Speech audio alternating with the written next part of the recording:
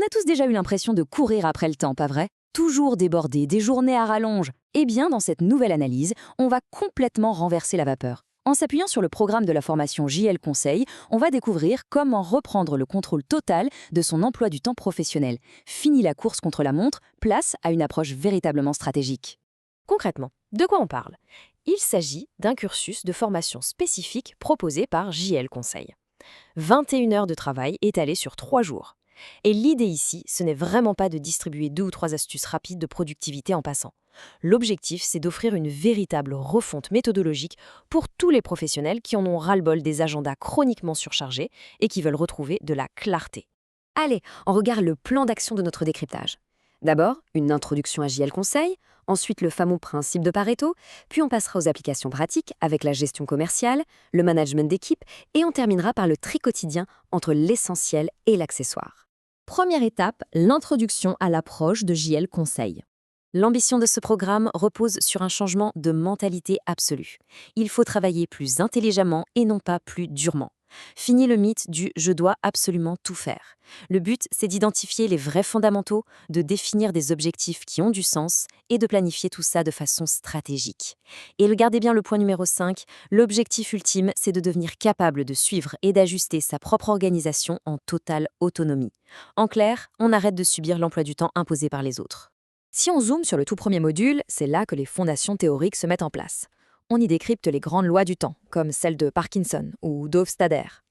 Mais le vrai cœur du sujet, c'est d'apprendre à séparer ce qui est simplement urgent de ce qui est réellement prioritaire. C'est fou le nombre de fois où l'on se laisse complètement happer par de fausses urgences qui parasitent notre productivité. Diagnostiquer ses propres freins personnels, c'est la première étape pour s'en libérer.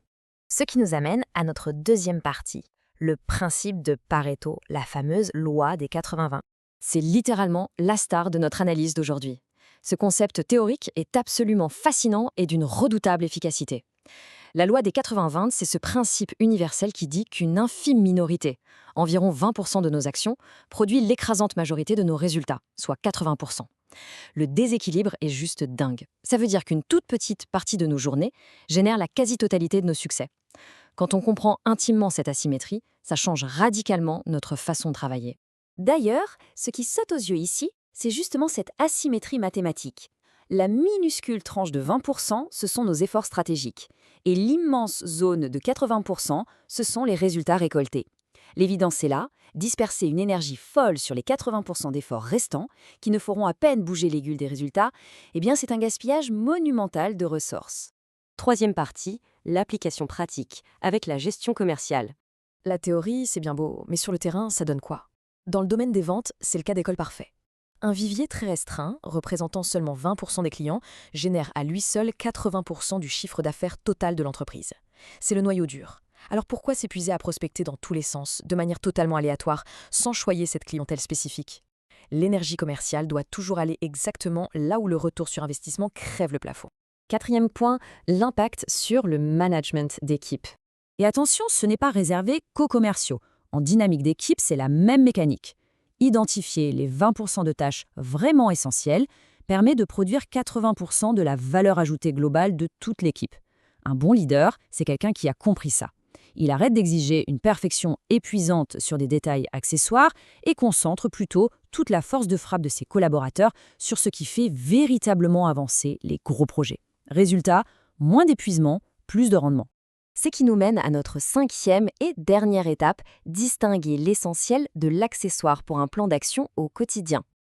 Alors, comment on applique ça dès demain matin? C'est une méthode ultra simple en 4 étapes. 1. On commence par lister l'intégralité des tâches de la journée. 2. On fouille dans cette liste pour identifier rigoureusement nos 20% d'actions à très fort impact. 3. Et c'est la clé de voûte, on planifie cet essentiel en premier dans l'agenda dès le matin, avant que la journée ne dérape. Et la 4e étape, on décide consciemment de déléguer ou même de carrément abandonner les tâches accessoires. C'est exactement comme ça qu'on rejoint l'objectif de JL Conseil, devenir totalement autonome dans sa propre organisation.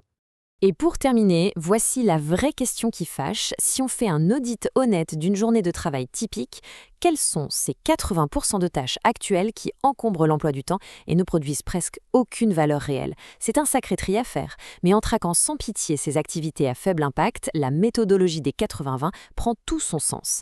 À la clé, c'est un gain de temps massif et la sérénité nécessaire pour exceller professionnellement.